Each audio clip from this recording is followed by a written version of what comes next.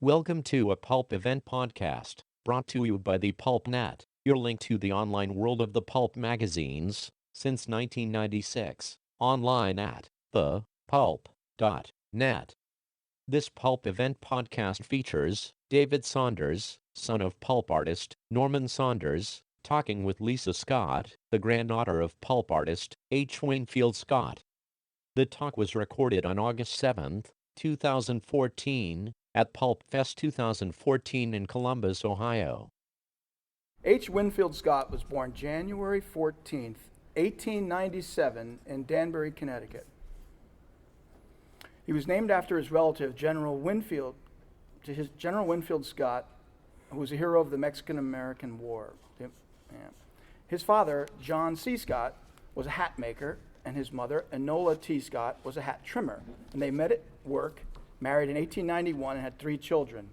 After the death of a child and losing their jobs, the Scotts divorced in 1908, and Enola raised the 2 sons herself, Walter and Harold, in rented rooms next to a railroad track in Danbury. Both sons contributed to the household. Walter was a clerk at a hardware store, and Harold found work as a mechanic in an auto garage. He served in the military during World War I and was stationed in France. Everyone ever met him, he told that he was a ground crew on the courageous Lafayette escadrilles. And also when he was working in the garage, he was like driving President McKinley or something as a chauffeur. He was trained as a pianist also, right? And yeah. So it was, and he had a promising career, and like the governor of Connecticut tried to give him a deferment because his hands were so important, he thought, as a pianist.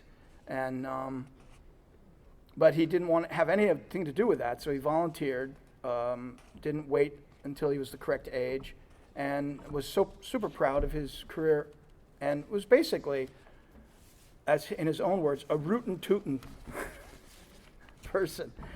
Anyway, anyone that knew him, including my father and millions of other artists, just admired the hell out of him.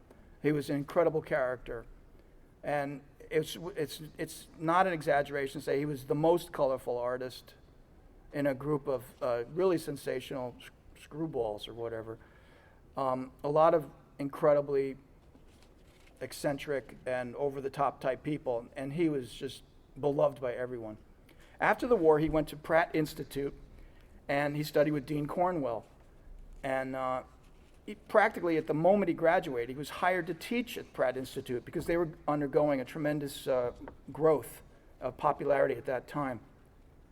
Some of his fellow students and then his own pupils were Walter Baumhofer, Rudy Bolarski, Frederick Blakesley, John Fleming Gould, Lawrence Bjorklund, and Ed Cartier. And they all have this remarkable quotes from all of them about just how great he was as a teacher at Pratt. Here's a picture of him at Pratt in 1937. And these are the people that are in the photograph. As Pulp lovers, you might recognize Ed DeLavy and Sam Savitt in that. They both worked in Pulps. But that's just a random picture, of the classroom kind of thing. In 1926, he married Elizabeth M. Scott, and 3 years later, they bought a house with acreage and Hardscrabble Road in Croton Falls, New York, where he built an artist studio and raised 2 sons, Harold and Harvey. And I think they had a horse farm also or something. Yeah, right? they always had horses. I'm supposed to be introducing her, so I'm being very rude, but I'm trying to be super polite. By 1930, he was regularly selling Pulp covers to Danger Trail, Top Notch, Complete Stories, Wild West Weekly, Sports Stars, Complete Sports. Practically, it's endless. But he also did The Avenger, he did a Doc Savage cover and Quick Trigger.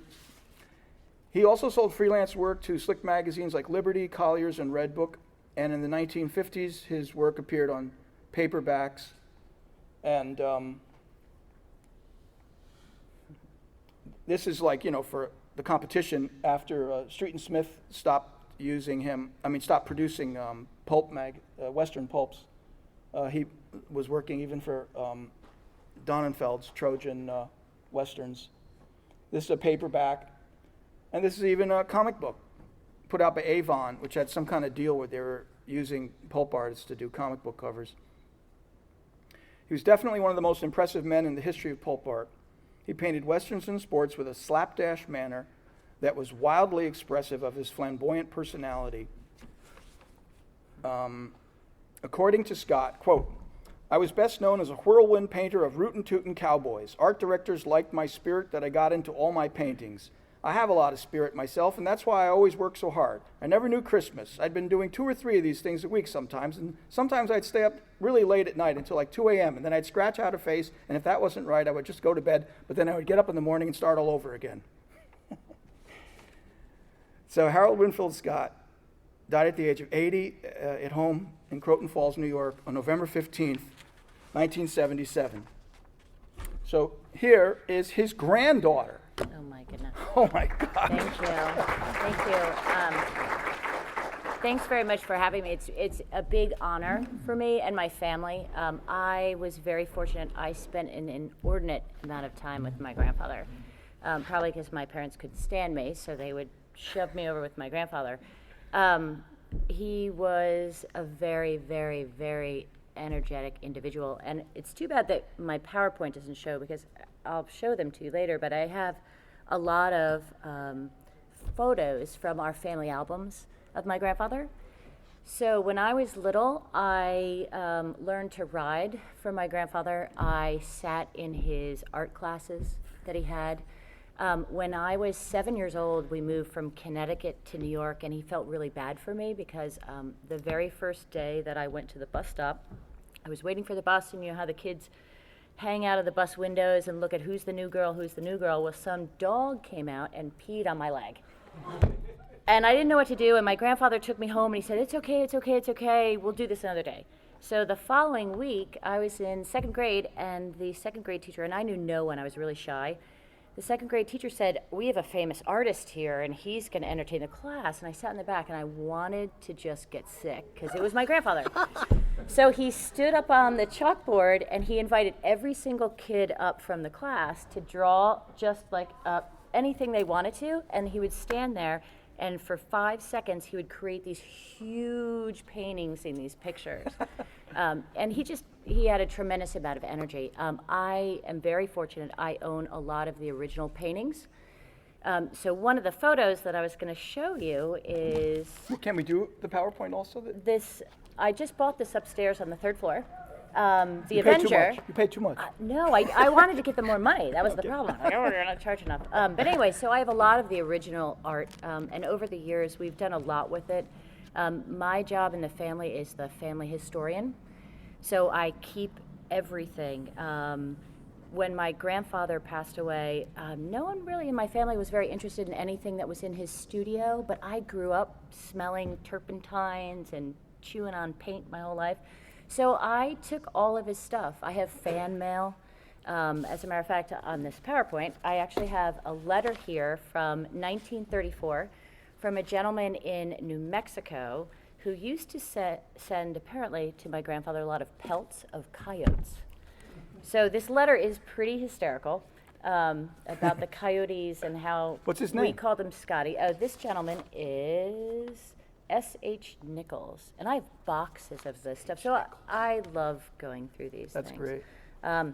Another thing I have to admit is back in the 30s, my grandfather would always say it's a very competitive market, particularly the 30s and 40s. And to illustrators, their biggest enemies at the time were photographers, because it's a lot easier to take a photo and get it done than have someone illustrate. So my grandfather upped the ante a lot. I mean, he would do 3 and 4 covers a week.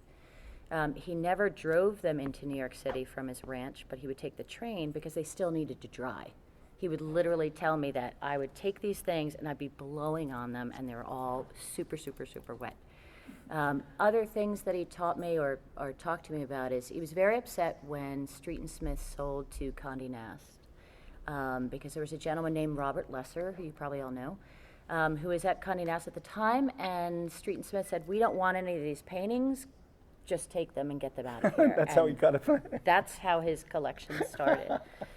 So over the years, we've been contacted by many people. There's a lot of galleries in New York that still carry his paintings, and lots of activity on eBay. And so we hear from people constantly about his things. But he was a very energetic, very prolific man. He used to scare the blank out of me as a child. But he was a really good artist. Was he a good horseman? You know what? It's interesting. The other point I wanted to bring up is because of the competitive nature in the 30s and 40s with photographers, an illustrator, especially if you're a good one, your best friend was a really good publicist. So as I hear you read some of these things, and not so much. So my grandfather grew up in Brooklyn. He lived in Connecticut for a while, but he grew up in Brooklyn. My grandmother, when she divorced her husband, ran a mechanic shop, and my grandfather was a limousine driver. So he drove for a lot of very famous people, Rachmaninoff. He was a very good pianist, my grandfather. But it was a president that was really close to him. Coolidge. Oh, Coolidge, yeah. So he got picked up. He was actually N.C. Wyeth, one of his first models. Wow. Yeah, so it's a checkered past, but they're very interesting. And Ed DeLavy used to be very good friends of our family. Sam Savitt and I used to fox hunt together when I was a kid. So a very close-knit community. But I think for all of them in that era, because I spent so much time with my grandfather's friends as well, is that, the war was tough. Photography was taking a lot of their business. The paper shortage was a huge issue for them. So, right. Yeah, these are some pictures. If I could click through. Here we go, left and right. The best. So this is probably my favorite picture of my grandfather ever. And the reason why I say that is because when I was a little girl, when he was done painting his covers, he would say, "What do you want, monkey?" And I'd say, "I want a painting." So he would take his palette and clean it off, and then on the side, just whip up another painting for me.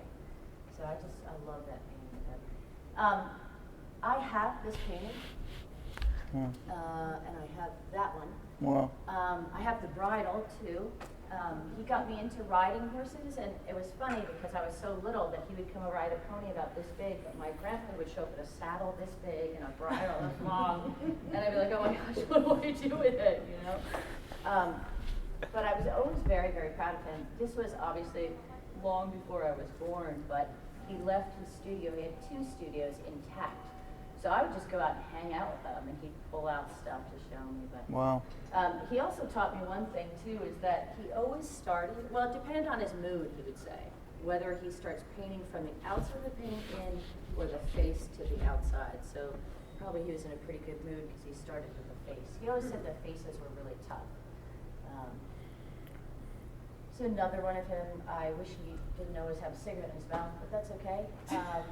Yeah, so it's just a fun. This is the letter that I was telling you about. I have boxes of fan mail, and it is just hysterical. So apparently his publicist said that he grew up in the West or rode his whole life or something. Now he's a boy from Brooklyn. He had a big fan club. He also has a lot of letters from like the Royal Air Force. They spend a lot of time reading Pulp and things like that. So, and those are the best to read. And those are actually like 15 dead coyotes and what have you. This is what I just bought upstairs on the 3rd floor. This is the actual painting. And it's funny because it's not done yet. So let's see, what else can I tell you? 2 studios, everything smelled of turpentine. It was packed with stuff, just packed. Saddles, bridles. His favorite model, his name was Willie, and he lived with my grandparents for a long, long, long time. I was very little when I think Willie went back to Brooklyn. But they'd be in that studio, I remember, for just hours and hours and hours. Did lots of other artists drop by that were friends with him? Yeah, it was kind of crazy. So I was too little, but I guess I played craps with a lot of famous artists. This is actually, I love this picture. I have this painting as well, and I actually have a lot of this stuff that's hanging on the wall, but this is my dad and his brother. A chip off the old block. Yeah, that's fine. There's my grandfather. So again, That's great. This painting up on the left, that was actually for a book cover. And I'm here actually to honor my grandfather, obviously, but also my mom passed away in April of brain cancer. It's just horrific on the family, but she has always been the caretaker for all these paintings. So it's just, what do you do with some of these things? I mean, they're beautiful and they belong as a collection, but you do get these oddballs. Of all the artists that worked in Pulps, which is like several hundred, he's the only one that had articles about him and loving attention from Life magazine, like the famous artist. It's like, and yet he really was a pulp artist, like 99%. I mean, as much as anyone is just in one field and can still make a living. Yeah. So that, how do you account for that? I mean, what kind of personality is that? Yeah, he had a very strong personality. I mean, extremely strong personality. He's often told me when I was very young that he wasn't the best of all dads. He'd show up at Christmas, and other times he'd be painting all the time. He was very personable and very respectful of a lot of different types of art. He had a showing in New York City on 57th Street once, and Norman Rockwell was there. And my grandfather introduced me to him, and I was probably 7 or 8 years old, and I sat on Norman Rockwell's lap, and they had the original oil paintings, and they had the covers. And Norman Rockwell apparently, or allegedly I should say, said to me, so what do you think about your grandfather's work? And I didn't know any better, and I said, well, it's really nice that they let him copy the magazine covers. Well, apparently Norman Rockwell had a fit. And my mom has an article from the New York Times because I was interviewed later and they said, what's your favorite medium? And I said, Crayola. I was just dragged to all these things, myself. Another example of, so he would say to me, he needed a lot of stuff, a lot of props, lots of paintbrushes in all various states. So when you walked into any studio he had, it was packed, packed to the gills. And he would repaint things and repaint things. And funny thing is, I have a couple of his paintings that, if I flip them over, there's a painting on the other side. Because his theory is, if you didn't like the painting, you made furniture out of it. And if you didn't like the furniture, you burned it. So, yeah, funny guy. Do you remember Lawrence? Do you remember Lawrence Bjorklund? Yeah. We also have like Max Herman, Dean Cornwall. I have a lot of those. They would come around. Yeah, very much so. This is one of my favorite because he was like this later on in his 70s and near 80. Just very energetic. He actually scared a lot of my friends away.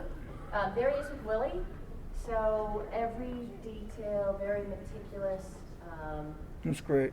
Yeah, and like the chaps and stuff. You could recognize the features of the Avenger covers in that guy's face. Oh, yeah. That pointy nose. Very much so. There he is. That's his horse, JT. So here's the boy from Brooklyn riding on his ranch in New York. I really don't think anyone really taught me how to ride. I ride a lot. So I look at that picture and I go, wow, that's a big pit to have in that horse's mouth. But he had a blast. He would just go out and play with my uncle and my dad, and they'd just rip around. There's a lot of stories about my grandfather later on in his life taking his horses down to the local saloon, I guess, and ripping the front porch off by tying ropes to the horses and cutting off his. This is one of my favorites. Wow, that's great. This is how I remember him. Wow. This is in North Salem, New York. So North Salem or Croton Falls is probably about 40 minutes north of New York City. So a quick train ride, probably an hour and a half back then. So he would paint, and then get on the train and let these things dry before they transfer. That must have been his favorite hat because I've seen that in decades of photographs. Yes, and I think I have 5 or 6 of them in all various stages. And this is really, how I remember him as well. He started losing his eyesight probably when he was 78, 79 years old.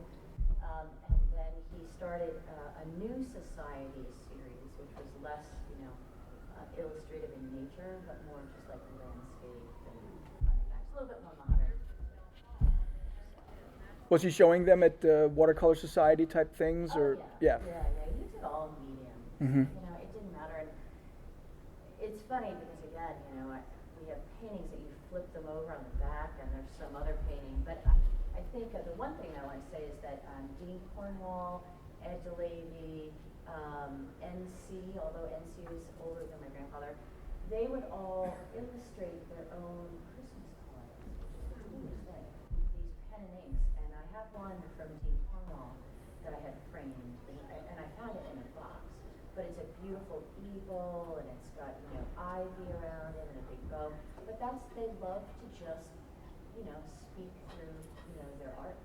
So you would find these envelopes with these letters and things in it. Wow, that's great. Yeah, isn't that fun? He's a very, very energetic. He taught for so many years. He must have had many, many unfamous wannabe artists that were also writing to him and saying, "Gee whiz, professor, it was so great." And yeah, he had a ton. My favorite story with Sam Savitt was a really good friend of the family. Is that Sam could not get, and I don't know if any of you know Sam Savitt, but he was the illustrator. think of Dell Westerns with Silver and Tonto and Lone Ranger. And one day he was the illustrator for the United States Equestrian Yeah. Federation, so lots of horses.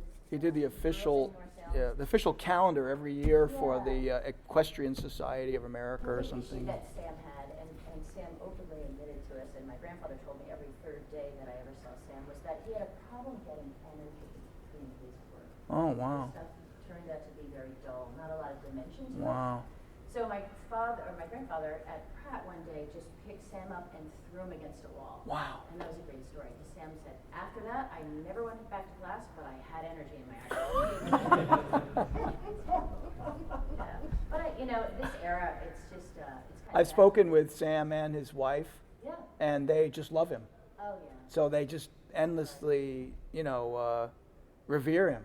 So I mean, I think it was all is forgiven. Yes, probably by that point. But I think the whole era is very impressive to me. I run an advertising agency. I don't draw, I don't paint, but I sell art basically for a living. Do you throw your employees against the wall? I'm just asking. Yes. Okay. Every other Wednesday. But no, and I always try to, and it's kind of funny, give an illustrator a job before any other photographer. Yeah. I just do, I have to. But it's an era that I can really appreciate just the work and the effort, because now that we have computers, we can shortchange. I mean, even, I'm 50 years old, but 30 years ago we didn't have computers, and we would sell concepts on pieces of paper like these guys did, right? So Right. my grandfather also, in his studio, had boxes and boxes of his notebooks. So sketch everything out, paint everything out, figure it all out. And in the old days in advertising, we used to do the same thing. So. Lisa, can you answer any questions from the audience and stuff? Because this is your big chance. I just got a copy of Strictly Smith's Sports Story from 1941, the licensed football cover, and your grandfather illustrated it. And I did not know he did sports illustrations. I was shocked. It's funny that you say that because. Can everyone hear the question? Yeah, the question is. Just please talk up when you ask the questions. Yeah, my grandfather is really known for the Westerns, although he's done a ton of the sport, a ton. Yeah. So, baseball, basketball, football. He really did. Boxing. Boxing, a lot of them. I have a lot of them Mm-hmm. actually up there, but yeah, people don't realize that he was very well versed.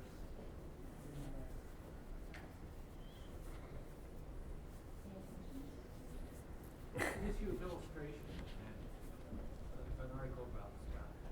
Wasn't there an issue of That artist benefited from the misunderstanding by using a name similar to your grandfather.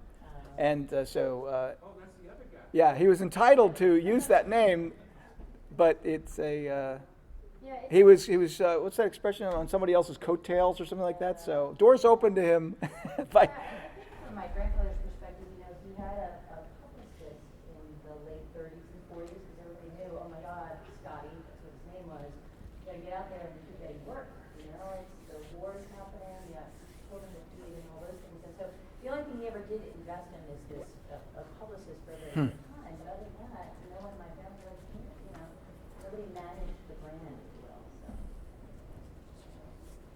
he had, his signature, you'll see everywhere, is this incredible, slashing signature, just like, the Zorro, Well, it's funny that you mentioned that. You'll notice a lot of the covers when you go upstairs if you look at the streets. But he was one of the very few artists that they allowed to even have his signature on the edge, which I thought was pretty cool. I never realized that before. With bright contrasting colors and stuff like that, so it's very, very obvious. So another artist who also had a slashy signature could try to palm himself off that way, and that's why J.W. Scott used the signature J.W. Scott in a very slashy way that was, to a quick look, would seem to be H.W. Scott. I just can't believe the volume that my grandfather and his, cohorts in crime, the volume of art that they cranked out. I mean, it's unbelievable. I can't do that many acts, and there's no way. But they would crank out, 2, 3, they say 1 a week. Now, these guys were working 2, 3, 4 a week, whatever. So, and it was all, whether it was an Avenger that he did, or it was a Street and Smith, and he's not alone. I mean, he represented this group genre. One of the strategic ways to distinguish themselves from photography in terms of competing for jobs was, rather than doing a clinically accurate depiction of something, but to make an expressionistic, to capture the movement, the activity, and the spirit of the scene. So making it like a expressionistic almost painting of a guy falling off a horse or something.